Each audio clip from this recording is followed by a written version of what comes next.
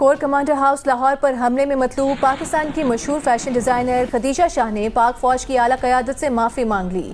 Social media پر بیان میں اعتراف کیا کہ وہ کور کمانڈر ہاؤس پر حملے کے وقت وہاں موجود تھیں۔ حملے کی ویڈیو سوشل میڈیا پر شیئر کی، تاہم کسی کو آگ لگانے، توڑ پھوڑ کرنے پر نہیں اکسایا۔ خدیجہ شاہ نے کہا کہ وہ سابق آرمی چیف کی نواسی ہیں اور فوجی زیادہ، سویلین کم ہیں۔ وہ خود کو گرفتاری کے لیے پیش کر رہی ہیں۔ اپنی دوہری شہریت ہونے کے باعث غیر ملکی سفارت خانے سے مدد لے رہی ہیں۔ خدیجہ شاہ چند روز قبل اپنے گھر پر پولیس چھاپے کے دوران پچھلے دروازے سے فرار ہو گئی تھی۔ I am a dual citizen. I want recourse to law.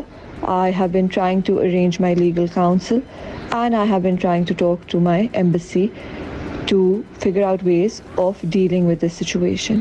9th میں وہ دن تھا جس دن عمران خان کو اریسٹ کیا گیا تھا۔ میں عمران خان کی ایک سپورٹر ہوں۔ ایک کال آئی ہوئی تھی کہ سارے لبرٹی چوک پہنچے۔ میں ادھر گئی تو ادھر بہت زیادہ لوگ جمع ہو رہے تھے۔ پروسیشن چلنا شروع ہوئی، اندلیب عباس وہاں تھی، میں ان کے ساتھ چلنا شروع ہوگی۔ چلتے چلتے انہوں نے کہا کہ ہم لوگ جا کے پروٹیسٹ کریں گے کور کمانڈر ہاؤس کے باہر۔ پروٹیسٹ کا یہ نہیں مطلب ہوتا کہ ہم جا کے چیزیں توڑیں گے، آگ لگائیں گے۔ کراؤڈ اب بہت بڑا ہو چکا تھا، یہ بہت پرجوش تھا۔ I was documenting everything اور میں ٹویٹر پہ ویڈیوز لگا رہی تھی۔ میں نے صرف آبجیکٹیولی تصویریں لگائی ہیں، ویڈیوز لگائی ہیں۔ میں نے بالکل میں نے یہ بھی کہا لوگوں کو کہ آپ لوگ ادھر آئیں، ہمارے ساتھ پیسفلی پروٹیسٹ کریں۔ میں پاکستان آرمی کا ایک حصہ ہوں۔ اس بات کا بہت دکھ ہو رہا تھا پنجاب کی حکومت اور ہماری فیڈرل حکومت کی حرکتوں کی وجہ سے عوام کو فوج پہ اتنا غصہ ہے۔ I am now going to hand myself over to the police, to the authorities actually.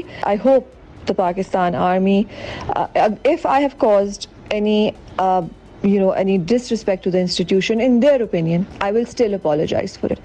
Because I'm a part of the Pakistan Army, I have a lot of love for the institution. I will never wish ill for the Pakistan Army or its high command or its Jawans. They are a part of me. I am more military than civilian.